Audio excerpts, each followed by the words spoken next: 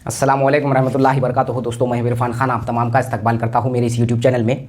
इस YouTube channel के ज़रिए हम उर्दू मीडियम के तमाम तलबा की जो खुसूसन शिक्षक भर्ती की तैयारी कर रहे हैं उन तक इन्फॉर्मेशन को पहुँचाते हैं, मवाद को पहुँचाते हैं। आप सब जानते हैं शिक्षक भर्ती का माहौल है, ख़बरें हैं वगैरह वगैरह। हर रोज़ हर जो है मंत्री आता है और शिक्षक भर्ती के बारे में स्पेशली शिक्षण विभाग के डिपार्टमेंट के लोग जो है आश्वासन देकर जा रहे हैं और उम्मीद पे दुनिया कायम है, वैसा हमारा चलता जा रहा है। खैर, हम मान ही लेते हैं कि अल्लाह करे कि शिक्षक भर्ती हो जाए। तो बहुत से मौजूओं पर मैंने आपको जो है बताया हो, ये जहानत को जो है खोलने के और थिंकिंग को थोड़ी वाइड करने के, यानी कि जिसको बोलेंगे कि एक डिपेंडेबल या फिर एक लिमिटेड थिंकिंग ना हो हमारी भर्ती की तैयारी के दरमियान। इसलिए हमारा ये मुज़ाकरा होता है, मेरा और आप तमाम का। ऐसा समझ लो कि ये एक अच्छा सोर्स है हमारे उर्दू मीडियम के तलबा के लिए, जो है यूट्यूब चैनल्स उर्दू मीडियम के जितने भी है, बहुत अच्छा जो है ये सोर्स है।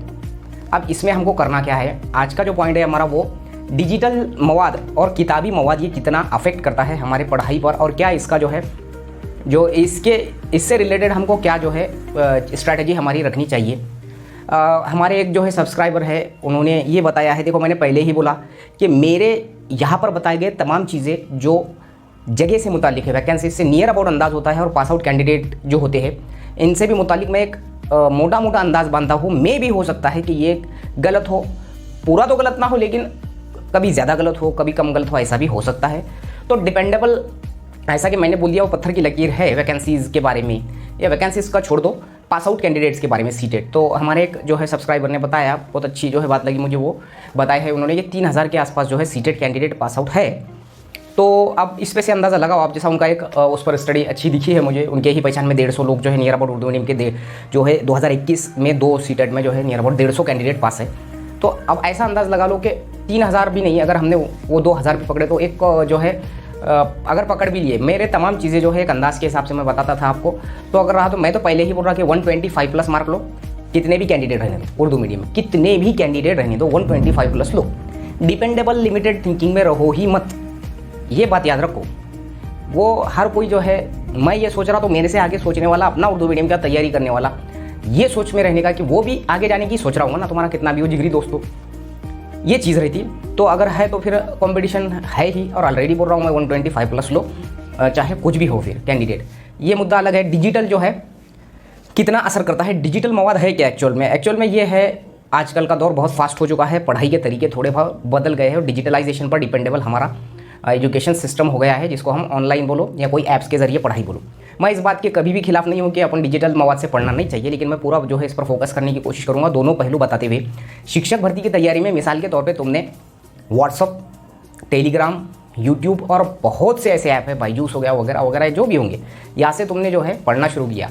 तो आजकल ऐसा हो गया कि हम टेलीग्राम पर सैकड़ों चैनल ज्वाइन कर लेते, व्हाट्सअप पे कई ग्रुप्स ज्वाइन कर लेते, कोई सब्सक्राइब कर लेते, तो ये हम क्या हो जाता, वो एक मवाद इकट्ठा करने का साधन या जरिया बन जाता। अब वो पूरा इंसान धीरे धीरे वो डिजिटल मवाद पर डिपेंड होकर उसको मोबाइल के अंदर की वो चीज़ जो है एडिक्टेड हो जाता, उसका जो डिस्ट्रैक्शन पैदा कर सकता है। ये पहलू है, ये इसका दूसरा भी एक पहलू है कि फुली डिपेंडेबल आजकल ऐसा हो गया। मैं अगर बात करूं कि यूपीएससी के एग्जामिनेशन में जो तैयारी करते हैं दिल्ली वगैरह जाकर जो स्टूडेंट्स, उनका जो है आपने कभी देखा होगा, उनकी रिपोर्टिंग जब होती कोई न्यूज़ चैनल्स के जरिए, तो बहुत से ऐसे रहते हैं जो जनरली पूरी तरीके से कट आउट कर लेते हैं सोशल मीडिया से। अब इसका मतलब ये नहीं है कि अपने को उतना महान बनना है। सोशल मीडिया ये बहुत बड़ी ज़रूरत है आज के दौर की, मोबाइल वगैरह, ये नहीं बोल रहा हूँ मैं, लेकिन उनके भी सक्सेस के पीछे ये खास चीज़ रही है। सबके सब नहीं करते, लेकिन अक्सरियत में यही वो करते हैं। अपने को तो यूपीएससी देने की नहीं है, अपने को देना है शिक्षक भर्ती। तो डिजिटल मवाद मेरी नज़र में ऐसा कहना है मेरा कि हम लोग टेलीग्राम, व्हाट्सअप, कई सारे ऐप्स बस इंस्टॉल करे जा रहे हैं, ग्रुप पे ग्रुप ज्वाइन करे जा रहे हैं। और कुछ ऐसे लोग होते हैं, हम में से ही कुछ ऐसे लोग होते हैं, 100 में से समझ लो 40-50 जो लोग हैं वो प्योरली ऑफलाइन करते हैं और बहुत खामोशी से साइलेंटली उनकी। तो मेरा कहना यह है कि हमारे आज का मेरा मवाद ही वही है कि हम लोग को डिजिटल एजुकेशन या फिर ऐप्स के ज़रिए एजुकेशन या ग्रुप्स के ज़रिए मालूमात, इन्फॉर्मेशन, मवाद वगैरह जमा करने की एक आदत सी हो गई है, उसको हमको ये तैयारी में तोड़ना है।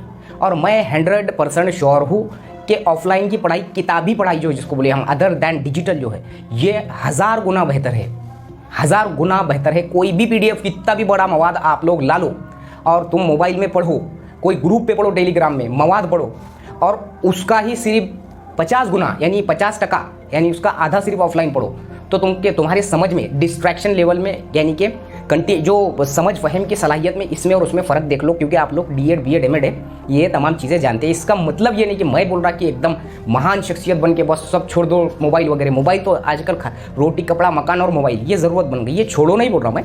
लेकिन जो है ये चीज़ें जो है डिजिटलाइज तरीके से पढ़ने के बहाने हम सिर्फ उसमें अंदर ही अंदर जाते जा रहे हैं। एक्चुअल में वो कुछ भी नहीं रहता जो हम, हाँ, जो सेलेक्टेड चैनल्स तुम ज्वाइन करते, सब्सक्राइब करते, टेलीग्राम पे फॉलो करते, ये अलग बात है, इन्फॉर्मेशन अलग चीज़ है। लेकिन मवाद के लिए डिजिटल तरीके पे ज़्यादातर डिपेंड नहीं रहना चाहिए। अगर मैं यूट्यूब छोड़ दूँ तो यूट्यूब पर भी सिलेक्टेड चैनल्स। ऑफलाइन पढ़ाई का फ़ायदा यह है कि फ़हम की सलाहियत, ग्रास्पिंग पावर जिसको हम बोलते हैं, वो बहुत ज़बरदस्त बनता है उससे। आज के दौर में अपने को मालूम भी है कि अपने स्टेट की भी बात अगर मैं ले लूँ तो जनरली ये जब पिछले 5-7 सालों से जहाँ से 4G बहुत एक्सपोर्ट हो गया अपने देश में, तो वहाँ पर कॉम्पिटिटिव एग्जाम की तैयारी या एजुकेशन के नाम पर कहीं पर भी 12th से लेकर ग्रेजुएशन और स्पर्धा परीक्षा के माहौल में एक एडिक्शन जो है बढ़ गया है, और वहाँ से पढ़ाई का डिस्ट्रैक्शन जो है बहुत ज़्यादा बढ़ चुका है। तो चाहे वो हमारे डिग्रीज लेवल पे फेल होना हो, बैकलॉग होना हो 12th में, तो ये रीजंस बाद में पता चलते, ये नुकसान है, इसमें कोई शक ही नहीं है।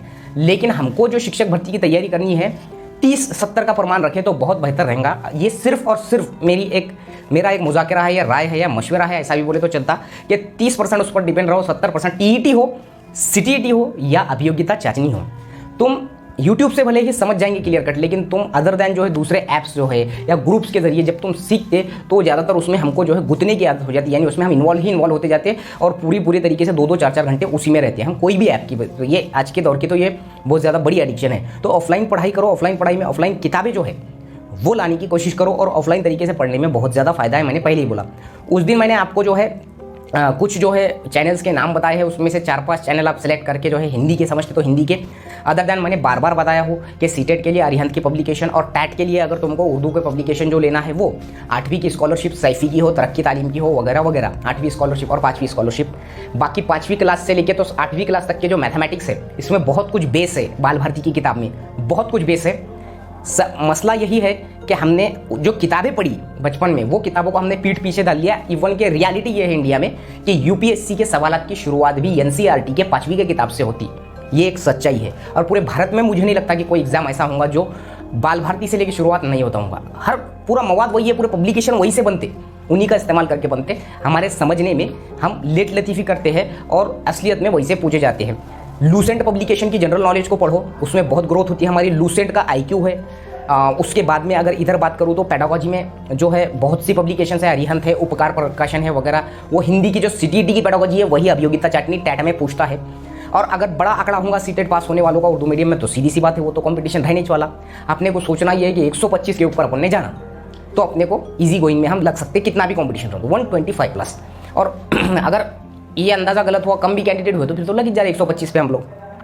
तो ये चीज़ है डिजिटल स्टडी। ऑफलाइन स्टडी में तुम ग्रुप स्टडी का खासकर जो है यूज़ करो, यानी कि तुम ये सोच रहे होंगे कि अभी तो ऐड ही नहीं आई वगैरह वगैरह, ये तो सबको, हर कोई ये चीज़ के फ्रस्ट्रेशन में है।